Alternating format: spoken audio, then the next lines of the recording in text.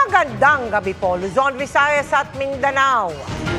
15 minutong sumabit sa hood ng umaandar na kotse ang isang traffic enforcer sa Kawit, Cavite. Sinubukan kasi siyang takasan ng driver na sinita niya matapos makadisgrasya. Huminto lang ang driver nang makauwi na sa kanilang bahay. Pero imbes na ibigay ang lisensya, pinagmumura pa umano ang enforcer. Nakatutok si Dano Tingkungko. Matulin ang takbo ng kotseng ito nang makuhanan ng CCTV sa Kawit, Cavite. Pero kung titingnang mabuti, may nakasampang tao sa hood ng sasakyan.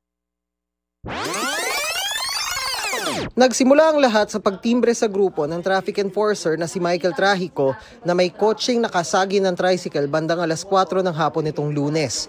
Pero tinakbuhan ng kotse ang tricycle.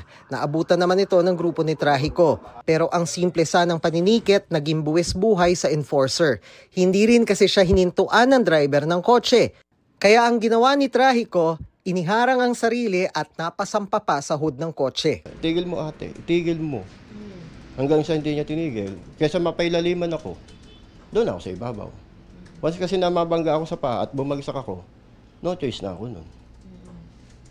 Doon sa ibabaw, may ano pa ako mabuhay. Kung sa wood niya, may nakapitan po ako na matigas na bagay. Pinipigil ko pa nga po sila, sabi ko sa nanay, "Nanay, patigilin niyo po, patigilin niyo." Hindi pa rin pinakikinggan yung nanay niya. So tinatapik ng nanay? Tinatapik ng nanay niya sa loob. Ayaw pa rin pakinggan. Humigit kumulang 15 minuto anya siyang nakasabit hanggang sa makarating sa bahay ng driver. Pagdating sa harapan ng bahay nila, pagbaba niya, minura niya pa ako. Magdemanda ka. Yung nanay nandoon. Wala naman nung binibigay na license.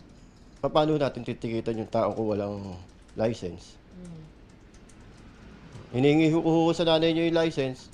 Ang sabi ng nanay nung pumasok paglabas, ayaw ibigay na. Inihahanda na ni Trahico at ng Kawit Traffic Management Group ang mga posibleng reklamo laban sa driver kabilang ang direct assault. Anong plano mong gawin ngayon? Tuluyan po. Opo. Kasi po, pag hindi natin tinuruan ang leksyon yung ganyan, hindi lang po sa aming mga enforcer, baka sa ibang enforcer gawin po. Ang akin lang po, respeto sa enforcer. Pinademanda ko yung driver ng sasakyan. Babanggain niya yung enforcer ko eh. Kung nahulog yun, di patay. May nagme-message na umano kay Trahico at inuudyok siyang makipag-areglo na lang. Pinuntahan namin ang bahay ng driver. Hinarap ako ng nagpakilalang kapatid niya pero sinabing hindi muna sila magbibigay ng komento habang naghihintay ng abiso legal. Sa isang text message naman sa GMA Integrated News, sinabi ni Transportation Secretary Vince Dizon na nakita na nila ang video sa Facebook. Hinimok din niya ang enforcer na huwag iatras ang kanyang demanda. Para sa GMA Integrated News, Dano Tingkungko, nakatutok 24 oras.